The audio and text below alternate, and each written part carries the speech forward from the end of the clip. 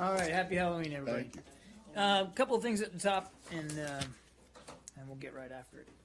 On Spain, the United States government welcomes the formation of a new government in Spain, congratulates President Mariano Rajoy. The United States and Spain have, as I think you all know, a very long-standing and productive, multifaceted bilateral relationship. We work together to secure peace and stability around the world. We're strong economic partners with $25 billion in two-way trade. We have a close and mutually beneficial military-to-military relationship, and we cooperate intensively to fight international terrorism and organized crime. We look forward to advancing our bilateral agenda to the benefit of both countries. On Turkey, the United States is deeply concerned by what appears to be an increase in official pressure on opposition media outlets in Turkey, including through the detention earlier today of Murat Sabuncu, the editor-in-chief of one of Turkey's most respected newspapers, Cumhuriyet, by the shuttering of more news outlets over the weekend and the continued detention of a number of journalists and columnists. The United States supports the government of Turkey's efforts to bring to justice those responsible for the 15 July coup attempt, of course. We stand by our friend and NATO ally Turkey in the fight against terror in all its forms, including against the PKK. However, as Turkey's ally and friend, we encourage the government of Turkey to ensure that the rule of law and fundamental freedoms are protected. Democracies become stronger by allowing diverse expressions of views, particularly in difficult times.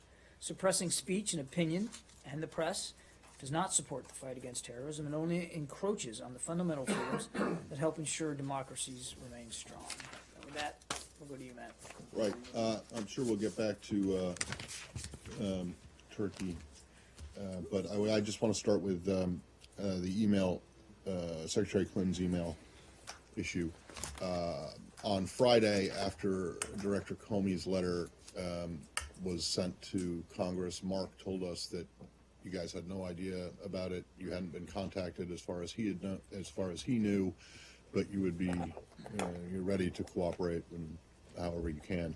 Over the weekend, Secretary said essentially the same thing, that he hadn't heard that the FBI hadn't been in touch with him as far as he knew. And I just want to check with you now today that it's Monday, that whether or not the State Department has heard from the FBI about this, and if you have, what have they said? No, I don't. I'm not aware of, nor is anybody that I've spoken to here today aware of any contact with the FBI on this. And obviously, we're not going to get ahead of their work. So no, I wasn't suggesting Yeah. you were. I just wanted to know if there had been, as far as you know, then there has That's been correct. no request from the FBI or nothing, That's no correct. communication at all. no communication, no request. Okay. There might be anything on this particular letter that Mr. Comey announced on Friday, or is it a Department of Justice issue, in your opinion? Anything you Is mean there- from here to is the there State anything Department? likely to happen in the department, in the State Department, on this particular letter that he talked about? No, this is an FBI matter, and So it's it really will for the remain FBI under to address and Department of discuss. Justice. And it's for the FBI FBI. specifically Right. to address. I mean, since it was the director's communication with Congress, I know of no tasking or impact on the State Department as a result of that. Very serious? Sure. Okay. Over the weekend, there were attacks by the opposition on Western Aleppo. About 84 people were killed, many of them children and so on, so allegedly. And so, do you have any comment on that? Are you aware of it? Yeah, we've seen those reports, Said, and I mean, obviously, if it's true, these kinds of attacks on civilians in Aleppo are always reprehensible. And so, if these particular reports are true, they would likewise be reprehensible and completely non-defensible. We've made clear that what we want to see is the violence stop there in Aleppo, so that we can create the conditions for a peaceful political transition. And we will, as we have, continue to condemn the targeting of innocent civilians and civilian infrastructure, for that matter, as a result of what's going on in Aleppo. Now, I have just a couple of follow-ups on this. The Russians are saying that this makes the militant groups, including Nusra, a fair target in eastern Aleppo. Do you concur? Do you agree with that? Al-Nusra has always been outside the cessation of hostilities. But it is located in eastern Aleppo. I mean, it is probably in neighborhoods where civilian population is concentrated. and Is so- what you're asking that we Yeah. think it's okay to target eastern Right. Aleppo and not western Aleppo? Right. No, we don't. Al-Nusra's always been outside the cessation. And so, as I've said before, remain fair targets as a UN designated terrorist group. But in the pursuit of Nusra, or Daesh for that matter, there's no excuse for targeting innocent civilians or damaging civilian infrastructure in the effort to go after them. I mean, look at how the coalition works in Iraq, and the care and the attention that we give to. I'm sorry to interrupt, but how is that different from what is happening in Mosul? How is in Aleppo it's radically targeting militant groups in Aleppo is It's different? radically different, and I've seen comments by the Russian Foreign Ministry. In fact, I think Foreign Minister Lavrov in particular about how it's the same, and it's absolutely not the same. And to compare the two is frankly insulting. I mean, in Aleppo, you've got the regime laying siege to a city with the support of their biggest backer, Russia. In Mosul, you have an entire coalition of some 66 nations who have planned for months, so with the vast support and legitimacy of the international community, to retake a city from Daesh over a period of months in support of Iraqi security forces. In Aleppo, you've got, yes, the al-Nusra is in Aleppo, and al-Nusra has been resisting the regime. They are in relatively small numbers, but the bulk of the resistance in Aleppo is coming from our opposition groups, moderate opposition groups, and civilians. And they are becoming the victims of the attacks by Russia and the regime. In Mosul, you have Daesh, which had basically taken over the city more than 2 years ago. And the civilians obviously have been persecuted, punished, tortured, and rendered, rendered basically slaves in their own city to Daesh. In Aleppo, as I think we've just talked in the last few minutes, you have the specific targeting of innocent civilians, first responders, and infrastructure, hospitals. That are specifically being targeted and destroyed. Whereas in Mosul, the air power that's being used by the coalition is very precise, very discriminate. Great care is taken to avoid civilian casualties, and certainly there is going to be no concerted effort, as there is in Aleppo, to destroy civilian infrastructure. In fact, quite the opposite. We're going to try to preserve as much as we can after so much has been laid waste by Daesh over the last 2 years. As a matter of fact, and this is another big difference, unlike in Aleppo, the coalition and the Iraqi government are working towards post-campaign stabilization. We're actually working on building contracts so that people can go in and clean up what rubble there is from the campaign and repaint buildings and restore electricity and water services and get people back to work. You don't hear anything like that coming from Assad and from the Russians with respect to Aleppo. Another big difference, humanitarian assistance. So civilians are being told or ordered by the regime to leave Aleppo. To go where? To what? In Aleppo. To go where? They can go. Couldn't they conceivably told to go leave to the city. Western Aleppo? In Mosul, actually, while civilians who believe they are in harm's way and are unsafe certainly will be,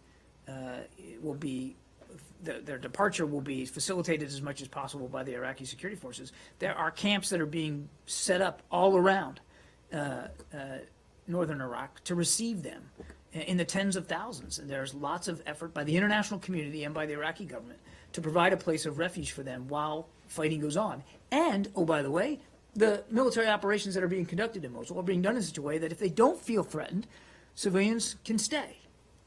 They can stay because there's going to be there's going to be procedures put in place to try to protect them if they decide to stay. And obviously, if they feel threatened and they want to leave, they can leave, but there's a place to go to. There'll be some camps that will be prepared to receive them and their families with food, water, medicine.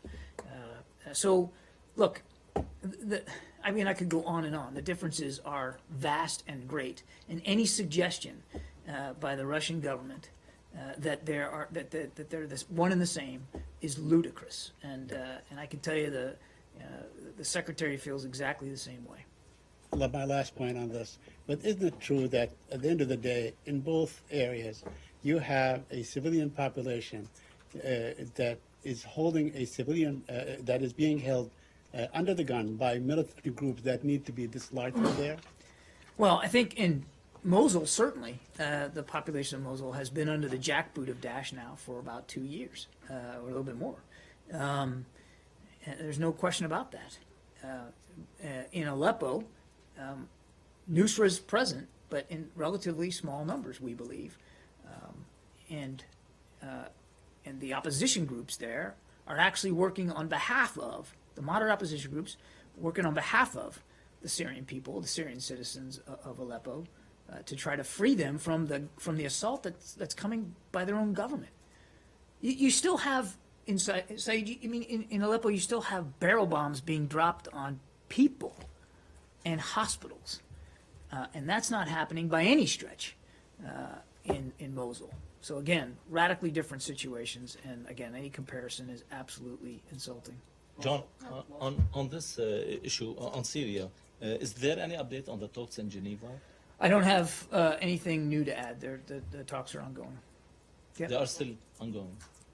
I'm sorry? They are still ongoing. Yes, they are. Any recent calls between the Secretary and from Mr. Lavrov? I don't have any recent calls to speak to. No. Yeah. Yeah. So the United States has said that all the forces all the liberating forces for Mosul are under the command and control of the Iraqi government. But that increasingly seems to be true more in theory than in practice. For example, if you look at what the Shia militias have been doing and have been publicly saying, is a support for what I just said. Today they announced that they have liberated single-handedly 17 villages, including predominantly Sunni villages. That's what the Shia militias are saying. And they are a few kilometers from the Mosul airport. How can you assure the Sunni residents of Mosul and that this is actually happening in practice, not just on paper? Well, I'm not going to give tactical battlefield updates. You know darn well I'm not going to do that. I can't confirm the veracity of comments by Shia militia members and whether they've done all the things you claim or you say that they claim they did. What I can tell you is our position remains the same, that all the forces arrayed against Daesh inside Iraq, whether it's in Mosul or anywhere else, need to come under the chain of command of the Iraqi government, of Prime Minister Abadi. That has been our position from the beginning, and it remains our position now. Anybody in this fight needs to be part of that task organization. That's what we want to see. I can't confirm that which Shia groups are doing that and which ones aren't. I'm not blind to the fact that there's probably some groups that are holding themselves outside that architecture, but that is not, in the end, going to be a productive way to succeed against Daesh in the long term in Iraq. Now, as for convincing Sunnis in Iraq that the liberation of Mosul will not see atrocities or human rights violations against them, I can tell you that we are working very closely with Prime Minister Abadi to that very end. And so is he, by the way. He's mindful and is watching very closely the conduct of his own troops in fact, the conduct of all troops involved in the Mosul campaign. And we're all going to be watching that very, very closely. Again, back to my answer to Saeed, that's one of the big differences here, is that we're actually, all of us, not just the Iraqi security forces, but every member of the coalition, as we prosecute the campaign on Mosul, will be mindful of doing this in a way that is in accordance with international law and observes the basic human rights of the innocent people of Mosul, something that else is not happening in and around Aleppo. Okay? John? Yeah. Did you confirm reports that the Iraqi army entered Mosul today? I've seen press reporting on that, Samir. I can't confirm it. As again, I'm really going to stay away from tactical updates here. That's really a question more for the Iraqi government and for our coalition partners in the Pentagon. Lebanon? No, I think we're going to stay on Iraq, right? Turkey. Turkey. All right, go ahead. I know my Turkish friends will very much welcome your expression of deep concern about freedom of press in Turkey, as well as your state. I hope they note that it's not anywhere near the first time we've done this and said those things. But when you speak, it gets tweeted all over. I'm sure this is going to be tweeted all over. Praise of the YPG was tweeted all over, so I'm sure this is going to be the same thing. And I also think that they're going to appreciate your statement that suppressing freedom hurts the fight against terrorism rather than helps it. My question, do these concerns extend to the 15 Kurdish media companies that were shut down over the weekend as well? Our concerns about freedom of the press applies to all legitimate media outlets that are trying to report on this struggle. And certainly all those in Turkey. It applies to everybody. Now, I chose this particular case to highlight in Cumhuriyet's case, but sadly, over these last many months, I have had to stand up here and talk about our concerns over press freedom in Turkey in many other different cases. And I can assure you that the United States government, writ large, supports press freedom around the world, and certainly that applies to Turkey. And the Kurdish To media. all legitimate media outlets. Deputy Secretary Blinken will be addressing the American-Turkish Council tomorrow. Do you expect that he will use that as an occasion to convey these concerns to others? I don't want to get ahead of the Deputy Secretary's engagement, but I can tell you that this is something that we routinely raise, and I certainly wouldn't rule it out that it would come up. Finally, Secretary Kerry and the Turkish foreign minister spoke over the weekend. Do you have a readout of the telephone call? They did speak over the weekend. I think they spoke about, obviously, a range of issues, mutual concern to us, the fight against Daesh, the situation on the ground in Syria. Certainly, Turkey has been at the table in the multilateral format when as we continue to try to get a cessation of hostilities in place. And they also talked about the travel warning that we issued over the weekend. I think the Secretary afforded himself the opportunity to walk through the logic behind that, and we don't issue these travel warning updates, especially ones that are not just pegged to the calendar. We don't issue them lightly. We take them very, very seriously, and I think he appreciated the opportunity to update the foreign minister on the thinking that went behind that. That call was when? Hang on a second, Matt. Well, was it before or after the travel warning? Because I believe the Turks said that they wanted some clarification. It Did was it on happen? Saturday, and I believe the- the phone call came after the travel warning was issued. And John, why Wait, do you wait, think wait, U.S. citizens in Wait, hold on. What was on Saturday? The phone call. So he told him in advance, The phone call was on Saturday? Didn't the travel warning come out yesterday? No, It came out Saturday? All Came right, out- so it was the phone before- call came. No, I'm pretty sure the phone call came after the travel warning. Why do you think the families of consulate employees in Istanbul are more vulnerable than those elsewhere in Turkey? Well, again, that gets into intelligence concerns, and I can't talk about that publicly. Again, we wouldn't issue that kind of an order of departure if we didn't have good reason to believe it was prudent and the right thing to do. Yeah. Lebanon? Turkish Justice Let me stay on Turkey Yeah, here, and thank then we'll you. get to Lebanon. I promise we'll get to Lebanon. John, Turkish Justice Minister was here in Washington last week, and he met with his U.S. counterpart to discuss Turkey's official request for the provisional arrest of Fethullah Gülen over the July 15 coup attempt. And I was wondering if you have any update on that. I don't. You'd have to talk to the Justice Department on that. We didn't participate in that meeting. Go ahead, Michelle. Turkey. Can I finish Turkey? Sure. Thank you. And thank you for the statement of concern, deep concern.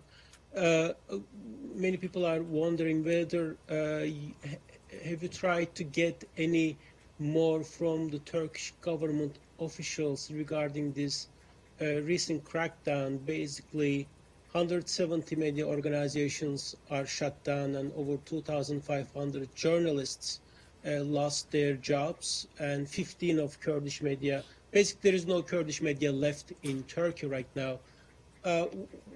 What's your understanding? Is this still coup-related, or what is this increased crackdown on Turkish media? Well, I think that's a better question put to Turkish officials. I've been talking about press freedoms in Turkey well before the coup happened in July. And since the coup, we have certainly seen an increasing trend of restriction on press freedoms in Turkey that one must only conclude is at least partially related to efforts to deal with coup plotters. And as I said in my statement, we recognize that Turkey has a legitimate right to investigate this and to protect itself against the possibility of future coup attempts, and to get to the bottom of this and to figure out what happened and who is responsible. We recognize that, but we want them to do this in a way that is in keeping with international law and their obligations, actually to their own constitution, in which freedom of expression is enshrined. So I can't speak to the motivation of each and every act that they take. I can only say what I've said before, that we're obviously concerned about this, and we're going to continue to have conversations with Turkish leaders about that. Just one more. Last week, Diyarbakır's co-mayor's detainment, I think Mark Toner was talk about that. Now that they are arrested, Mark said that the U.S. is closely monitoring the situation. Now that they are arrested and their accusations, what is your understanding? Do you? I don't have any updates to what Mark put out on Friday. We're obviously, as he said, concerned about this and closely monitoring it, but I don't have an update for you. On the Mark arrest. didn't say they are concerned. They said U.S. is closely monitoring. Now you are concerned about the detained. We wouldn't closely monitor it if we weren't concerned. So I don't really see the big difference there. But I don't have anything to update for you. Lebanon? John, you issued a statement on the elections, and you said you congratulated the Lebanese people on the election of President Aoun, and you asked the parties to uphold Lebanon's international obligations, especially UN Security Council 1559. Yes, I remember what I said. Yeah. And 1701. Good. You didn't mention, or you didn't talk about President Aoun. How do you view President Aoun? Do you have a good relation I mentioned him with in the first sentence. Yeah, but you didn't talk about him. How will you cooperate with him? How do you view him? Do you have a good relation with President Aoun? Well, look, we look to the Lebanese leaders to form their new government in accordance with the Constitution, and we expect all parties to comply with Lebanon's international commitments and obligations. Not the first time that we've confronted a challenging political environment, shall we say, in Lebanon, and yet still been able to protect our shared interests in Lebanon's stability and security, independence and sovereignty. So the Lebanese people spoke. This is their new president, and we're going to move forward and look for ways to continue to do exactly that, to protect our interests in Lebanon's future success. The Lebanese parliament spoke. The Lebanese people through their parliament spoke. But Isn't that the same thing? Well, I suppose it is. Okay. But usually when a new president of any country is elected, isn't protocol for the White House to put out a statement? I don't know. I'd have to defer to White House protocol. I don't know what the practice But is. you didn't answer my question, John, too. Do you have a good relation with President Aoun based on the past I don't know. I don't know experience? what the status of our relationship is specifically with President Aoun. I don't have that level of depth of knowledge. But what matters is moving forward and seeing him make the decisions that he now has to make, watching him and his actions, and where he wants to take the country, a country which has been needing a chief executive for more than 2 years now. So we'll see where this goes. So there's no concern about his connections or ties or the support for him from Hezbollah? Look, I mean, we're mindful of the endorsement that he got from Hezbollah, which is a foreign terrorist organization. I mean, it's not like we're not blind to that. And obviously, we're deeply concerned about what Hezbollah is doing in the region. But we're going to judge the new president on the decisions he makes going forward and the actions he takes in leading this government, forming this government, and then leading it. So we'll see. We'll see where it goes. So at the moment, at least, you don't have any particular concerns about Hezbollah playing a larger or a greater role in the Lebanese government than they have in the past? Obviously, presidency. that's not an outcome that we would prefer to see. But we're going to judge him based on the decisions he makes and the actions he takes. Isn't this very election kind of a manifestation of Hezbollah's power? I don't know that you can say that. We're not, they endorsed him.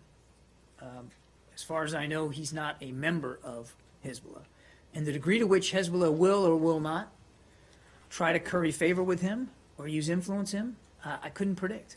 But again, really it comes down to the new president and the decisions that he makes, and where he intends to take his government and the future of Lebanon.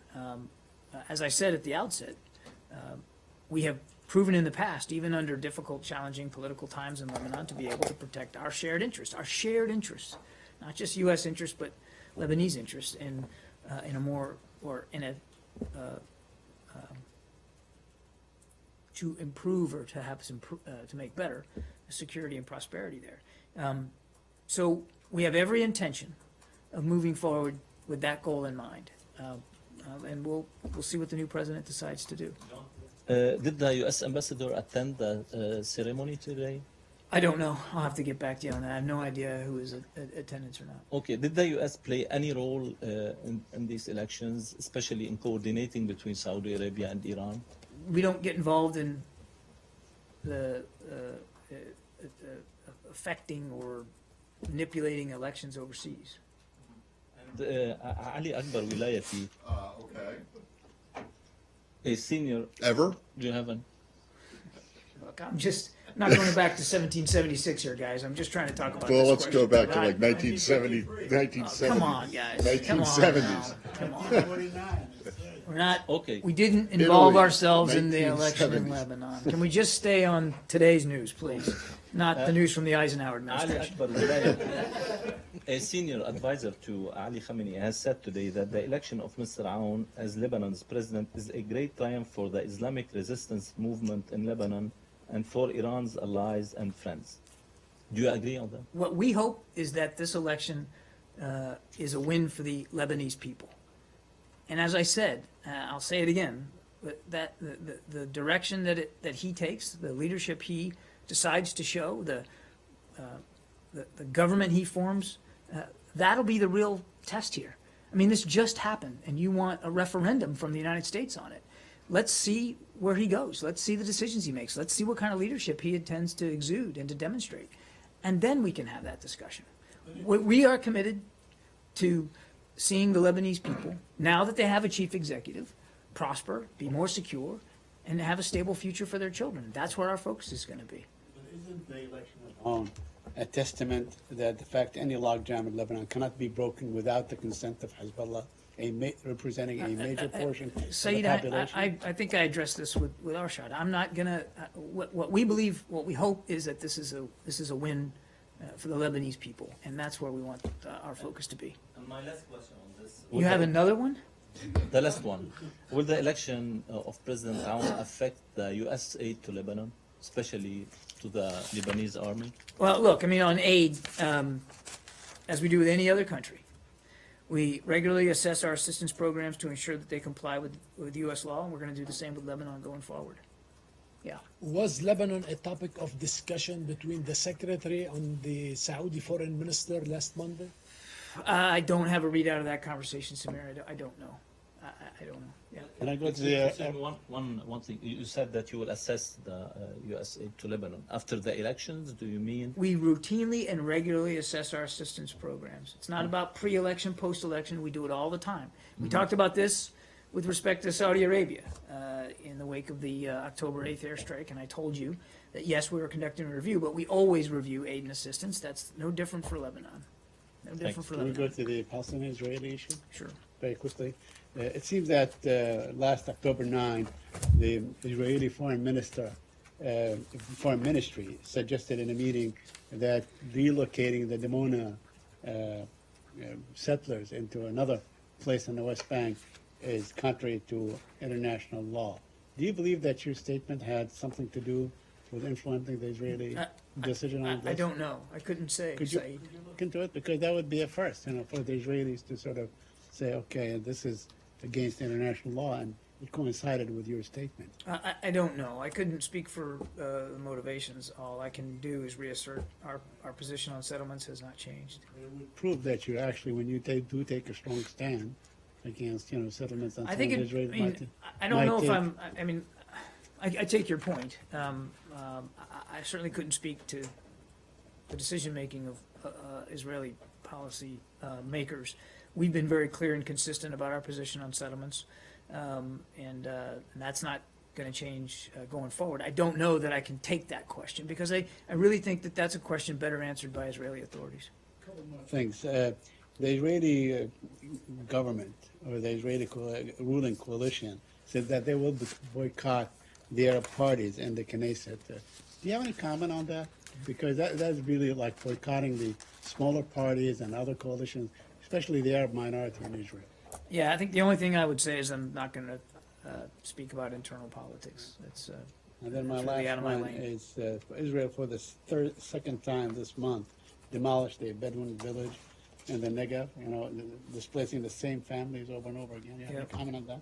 We're following this issue closely, but so I don't have additional comment to make today, except to refer you to our own human rights report, which which talks about this kind of thing. Thank you. Asia, as I'm sure we're going to, can I just ask you Man, about? the guy's got eyes in the back of his head. No, I He don't have nailed eyes in you. my back of my head. I just saw these guys all. He and I know they- nailed you.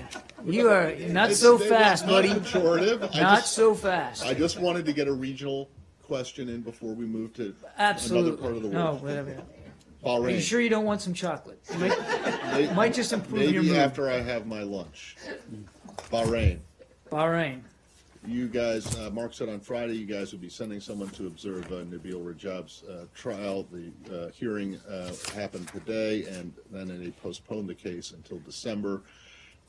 His supporters have just about had it with this. I think this is the fourth postponement of this case, and they say his health is deteriorating rapidly in prison. So I'm wondering if you have any comment on the postponement of the case, and then also. There was another case, which I don't know if it's been resolved or not, but of an American child, a young boy, who, along with his mother, were prevented from leaving. They are the wife and son of an opposition activist who was in London. And because the child is an American citizen, I'm just wondering if you have any update on that case. Yeah, let me take the Rajab first. And you didn't ask this, but just to let you know that we did have representatives from the embassy at today's hearing. We understand that, as I think you rightly noted in your question, that his next court date has been now scheduled for the 15th of December. At today's hearing, it became clear that the government lacks evidence to support its case. And so once again, we reject the charges against Rajab and call for the government to release him. We have repeatedly expressed our concern about this case. We strongly urge the government of Bahrain, as we have in the past, to abide by its international obligations to respect and protect freedom of expression. On your other question, we are aware of reports that Dua Awadai and her U.S. citizen child were detained by Bahraini authorities for questioning. Our embassy there in Bahrain has met with the family. The State Department takes seriously its responsibility to assist U.S. citizens abroad and stands ready to provide all possible consular assistance.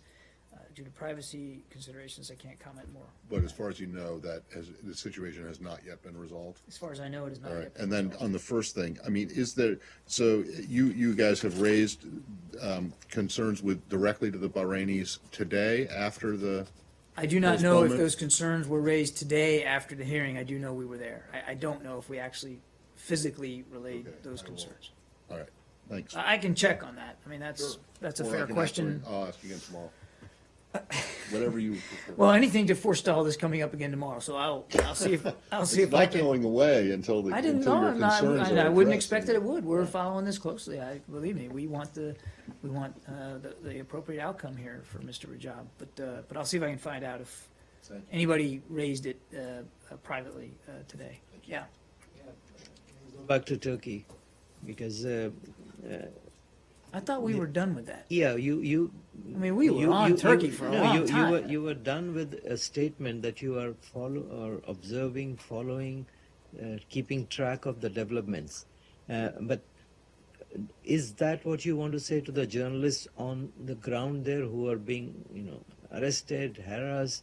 Like, is there, and till when you are observing? Is there something that, what exactly is you want to say to the journalists who are suffering there? Because the European Union is actually formulating something about issuing something on and taking some concrete measures. The members of European Parliament are discussing that. So just observing. So you're letting them. It's not just observing, and I kind of reject the notion in your question that that's all we're doing is we're just observing and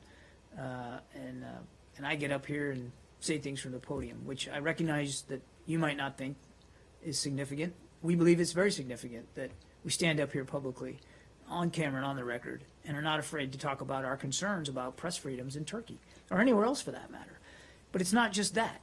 I mean, our diplomats there, Ambassador Bass, routinely raises our concerns over press freedoms in Turkey, and he will continue to do that. We work very hard to try to secure and enhance and improve freedom of the press in all places around the globe, because we believe that what you guys do is important. In fact, we believe what you do is vital, particularly in a democracy. And Turkey's a democracy. They have a constitution which enshrines the freedom of expression and the press. And all we want to see is Turkey succeed. And we believe that one path to success is to observe the very principles that are enshrined in its own constitution. So I'm sorry, I take a little issue with the tone of the question that all we're doing is talking. We are very focused on this, and I don't see. Wait a second, I don't see another government out there that's doing more or making more of an issue or more concerned about press freedoms in Turkey. No other nation that I've seen or I'm aware of. So I haven't seen what the EU is doing, and I'll leave it to them to describe how they're going to approach this. But the United States has been out in front in terms of speaking to and trying to improve press freedom there and in many places around the world. And I stand very, very solidly behind the work that we're doing on behalf of your ability to do your job. And the other one is, do we have any updates on the investigation that Saudis are supposed to do on their collateral damage in Yemen? This is the October. Yeah. So, as I said, I think last week to Matt, they have put out some initial results, which we welcomed because they acknowledged that mistakes had been made. But they are still working through that, and we look forward to hearing from them as they learn more and uncover more lessons learned about what happened there. So I don't have an update, and again, that wouldn't, even if I did, it wouldn't be for me to speak to. It'd be for the Saudi government to speak to. Okay? Yeah. Can I move to Asia? I don't know, Matt. Is it okay? Yeah, okay. Okay, we can move to Asia. We're moving to Asia. Let's go. It's about the Cross-Strait Peace and Development Forum. Actually, is holding in Beijing at the moment, and Taiwan's KMT chairman is there, and then she is going to meet Chinese President Xi Jinping tomorrow, actually. So anyway, this KMT and CPEC's forum is drawing much attention in current downturn in cross relation. So I just wonder how you make it, and will you encourage the ruling Taiwanese DPP government to have similar contacts with CPC? Look, I don't have anything specific with respect to that exact question. The only thing I would say is it's important for us to repeat that we maintain a one China policy based on the 3 U.S. PRC joint communiques and on the Taiwan Relations Act, which we believe has helped maintain peace and stability in the Taiwan Strait and in the region. We have a deep and abiding interest in cross-strait peace and stability, and it's important for both sides of the Taiwan Strait to understand the importance of these benefits and to work to establish a basis for continued peace and stability. But I don't have anything more additionally to speak to with respect to this gathering you're talking about. Yeah. Yes, the Malaysian Prime Minister is in China, and there is some. Well, first, the Malaysian government is purchasing naval patrol ships from the Chinese, and so it's an indication of warming relations between Malaysia and China. Do you have any comment on that? I would say the same thing we've said when we had discussions of President Duterte's visit to Beijing. I mean, we don't view relationships in that region or any other as zero-sum or binary, and we would welcome better relations between Malaysia and China. These are decisions, sovereign decisions that they have to make, bilateral relationships that they have to form and to nurture and to grow. We certainly would welcome better bilateral relations between Malaysia and China, but ultimately these are decisions that those governments have to make. Yep. Some speculation that, I mean, these are indicative of these nations pivoting away from the United States. Would you reject that? I've seen speculation about that.